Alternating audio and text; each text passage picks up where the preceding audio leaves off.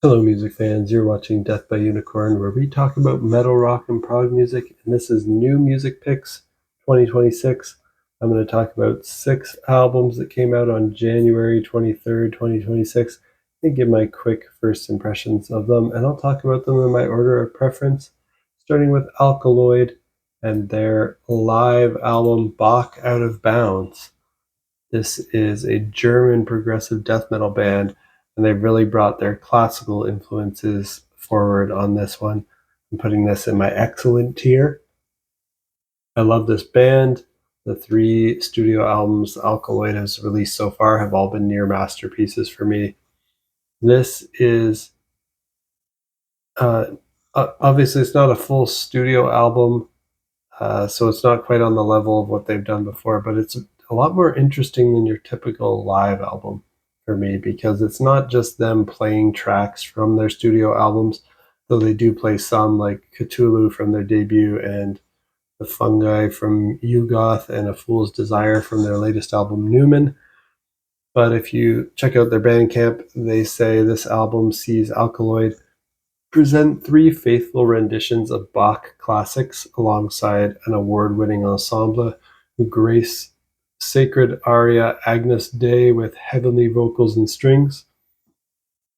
And the supergroup also unveils some new creations by infusing Bach's heart and soul into their own unique alchemy.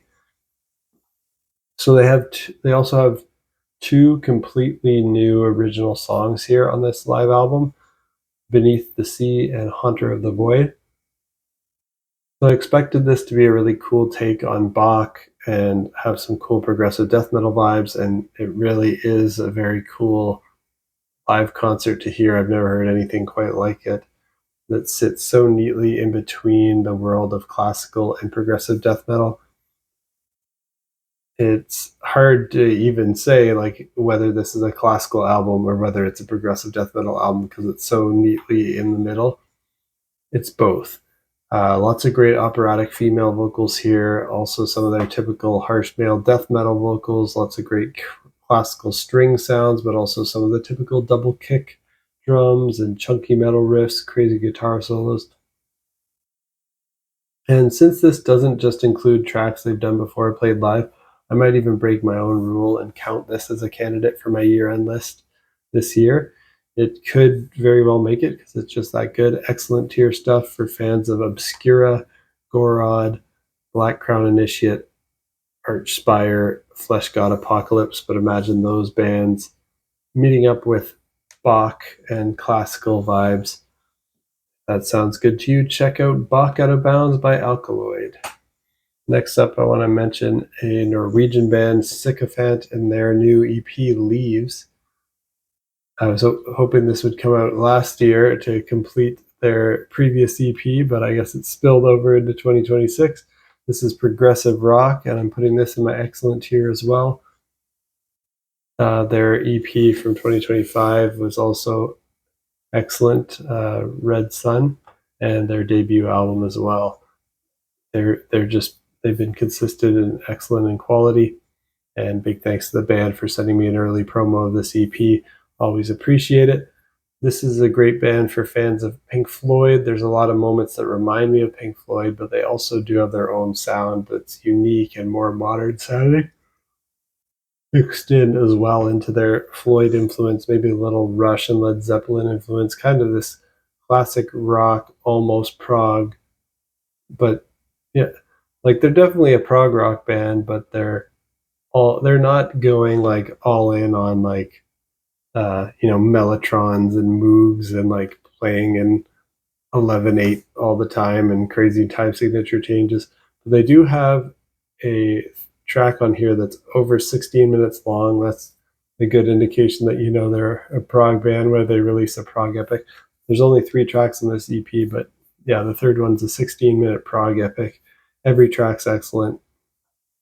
Both their EPs, Red Sun and Leaves, together will be released together as an album in physical formats, and the combined release will be available on vinyl and CD. So I think that might be kind of how they originally intended this to be, kind of one piece of work, Red Sun and Leaves. Leaves is a bit more chill than Red Sun. Red Sun had some heavier, chunkier moments. Not that Leaves is without any flash and flare and any chunkiness, but it is a bit more relaxing and earthy than the first half of this kind of double EP that they're combining. Very beautiful, very excellent stuff. If that sounds good to you, check out Leaves by Sykofant. Next up, I want to mention Empty Hands by Poppy, the 7th album by this American artist. It's alternative metal with metalcore, electronic, alternative rock, pop rock, and industrial influences. I'm putting this in my excellent tier as well.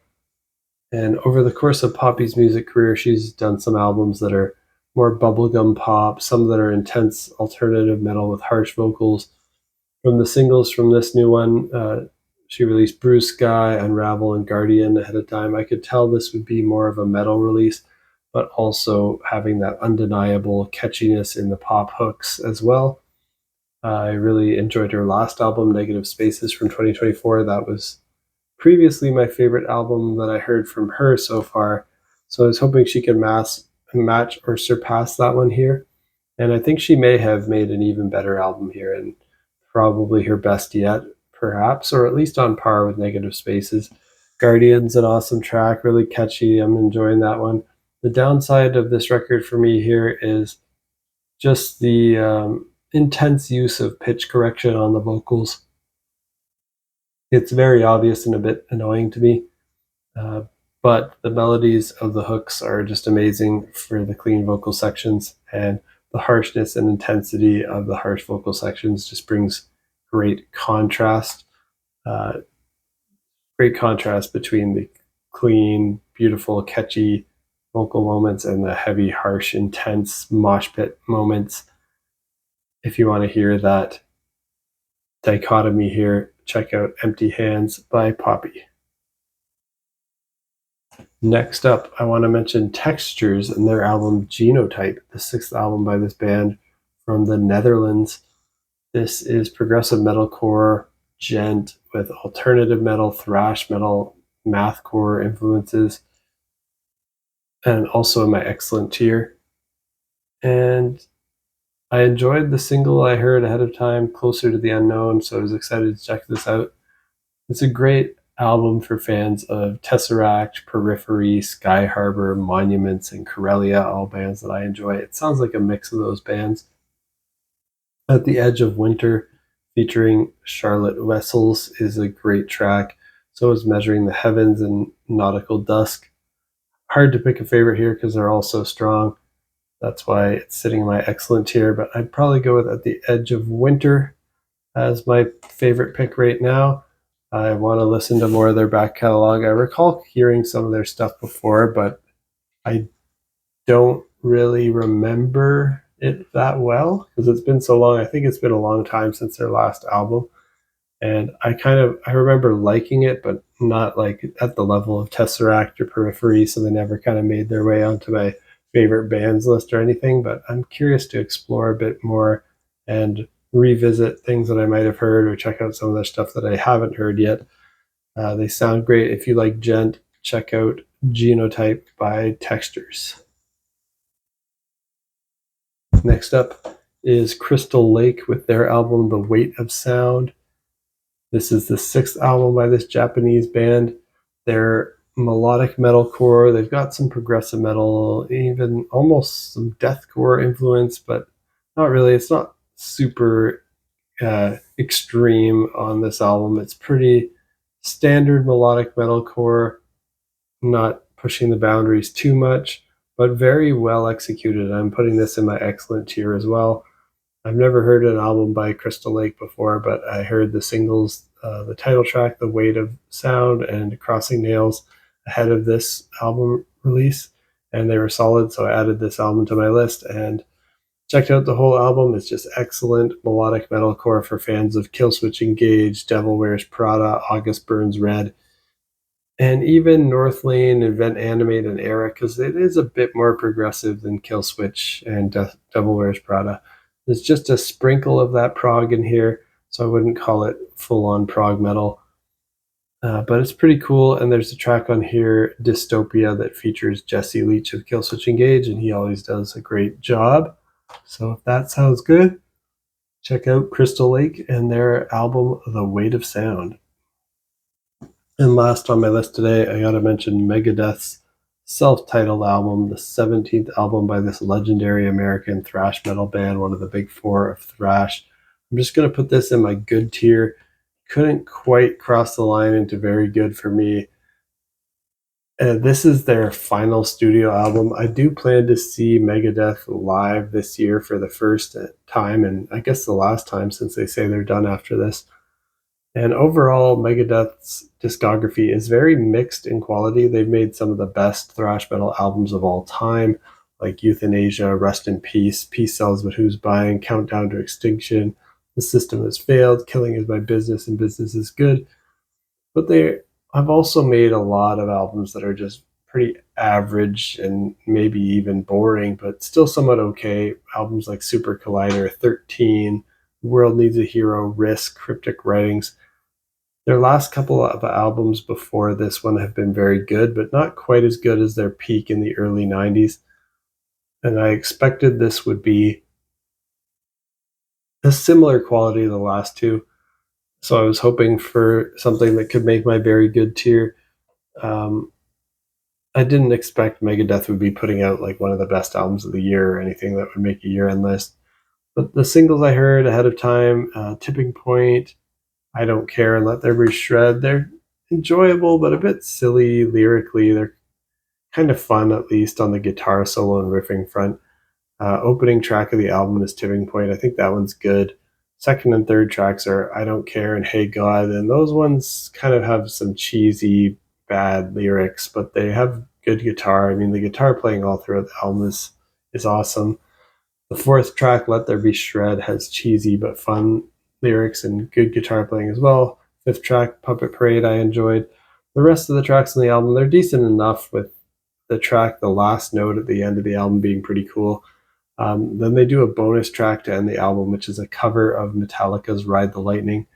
And Dave used to be in Metallica. He's a co-writer of this track, so not sure if it really even counts as it being a cover, since he's kind of a co-writer on here.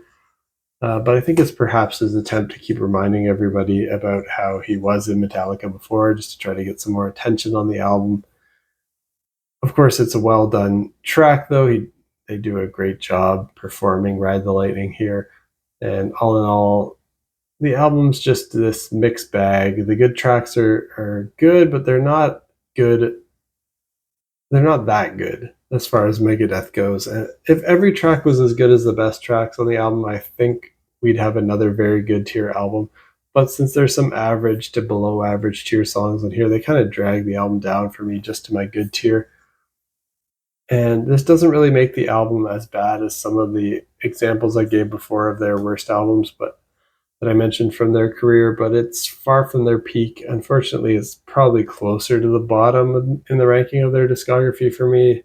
Not in the bottom 5 or anything, but I think it's below the midway point. If I had to rank all their albums, this would probably be in the bottom half, unfortunately. But they are a band that has some strong material, so it's still a good album. And if you really like Megadeth, I still recommend you check it out. There's going to be some tracks on here that you enjoy. So if that sounds good to you, check out Megadeth's self-titled album. And that's it for my first impressions on these 6 albums that came out on January 23rd, 2026. What do you think of these albums? Let me know down in the comments. And did anything else come out recently that you think I might enjoy? Also let me know. And if you like metal, rock, and prog music, hit that like button, hit that subscribe button, and stay in the loop on when I post new videos. I post this series, New Music Picks 2026, pretty much every week, and give my first impressions on new albums that come out. So next week around this time, I'll be posting my first impressions of new music from Burn, Lights, Plantoid, Mold, The Hirsch Effect, and Alan Morse. So if you're interested to hear what I think about any of those, definitely stay tuned for that. And I might post some video in between this one and that on various topics, random other topics, maybe talking about past music, not from this year, Not sure yet, but I have a bunch of ideas for videos. If you also have ideas for topics on metal, rock, and prog music that you want me to cover, also let me know. And stay tuned for the next one. Peace out.